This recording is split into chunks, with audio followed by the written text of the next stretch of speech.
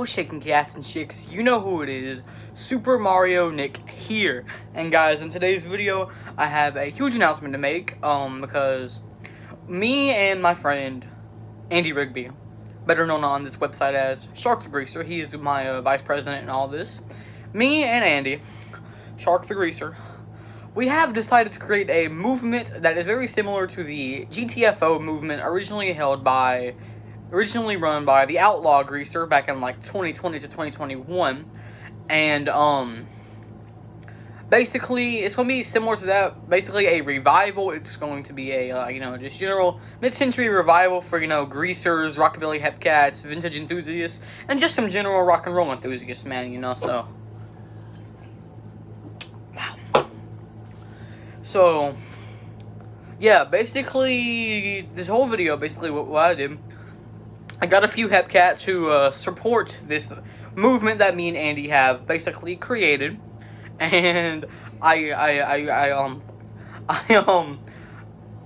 sent out to them, and I had messaged them, and I was like, "Yo, do you want to be in my video? It's gonna be like a revival of the GTFO movement," and all of them didn't respond. Some of them said yes. We have a couple big names in here. I will tell you that we do have a couple big names. So that's really all you need to know from me. I'm going to give it to my vice president, Andy Rigby, Shark the Greaser, and he's going to take it away from here. Hey cats and chicks, Shark here, and still greasing. Alright, so let's cut down to brass tacks.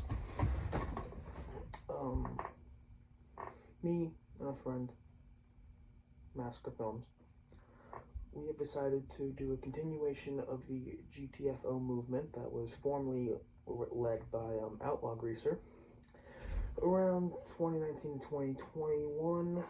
So yeah, we got a couple of greaser YouTubers we're gonna have in this video, and just fellow rock and roll enthusiasts. So yeah, that's about it. So yeah, I'm Shark the Greaser. If there's greasers in your area, you better show up there. If you don't, you're nothing but square, man.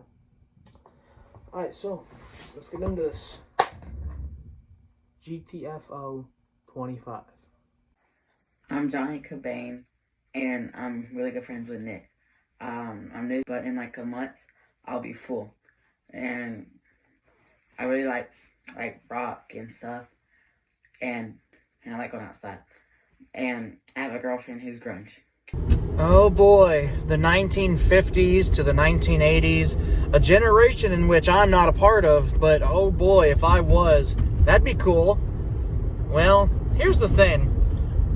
You may know that the trend of being nostalgic for those times, and even past that, even for the 90s or the 2000s, it's never gonna die. I mean, hell, just wait 10 years. There's going to be people nostalgic for the 2020s, and, that's just how it is. People have nostalgia for anything. But when it comes to the older generations, man, the way I think of it is you have a lot of the most classic sitcoms of those days. They either took place in the 50s, like Happy Days, or even ones that were just made in the 80s that, were present day and timeless and all that. Just things were more creative, like media-wise, music was better, all that kind of jazz. I mean, things were perfect, and then, media companies decide to be political and kind of ruin the culture of all that. But then you got the other side, which, like, hey, take the car that I'm in right now. It's 14 years old. It's got 250,000 miles on it. But does it get me from point A to point B? Yeah. Do I have to go to a specific dealership that's 69 miles away in a town I've never heard of just to get an oil change? Hell no.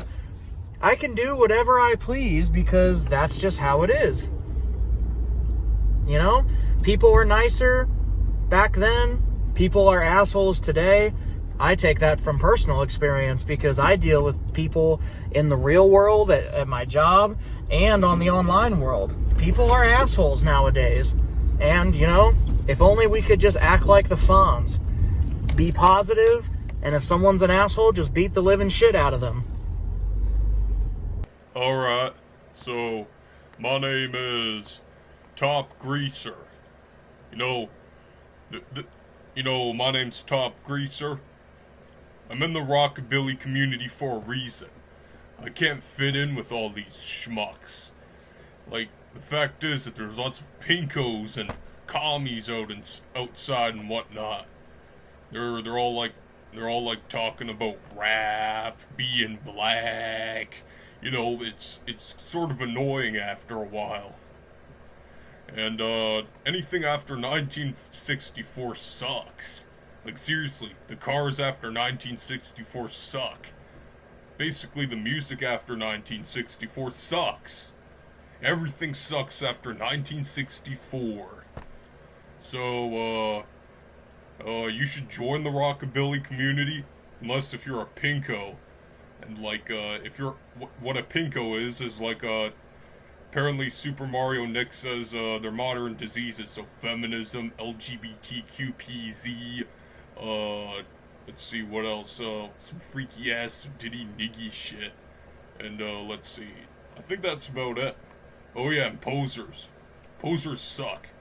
Like, they're all like, one time I had one poser saying that opinion of dead people don't even matter.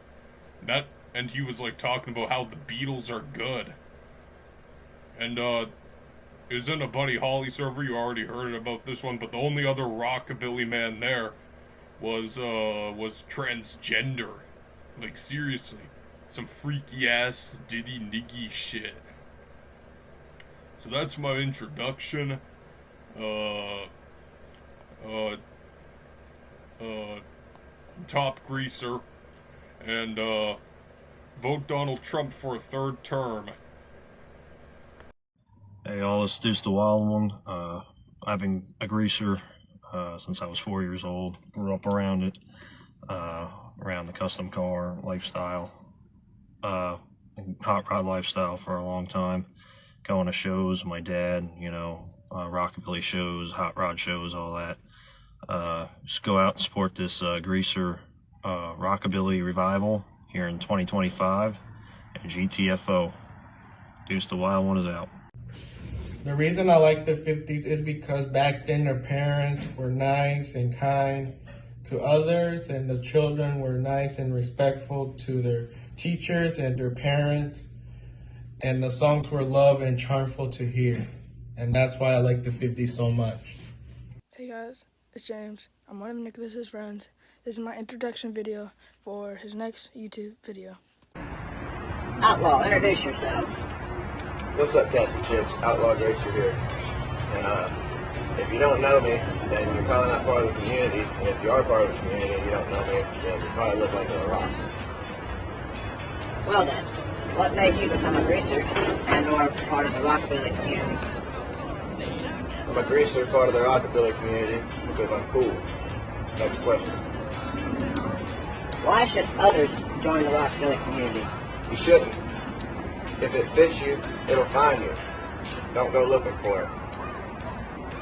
The GTFO.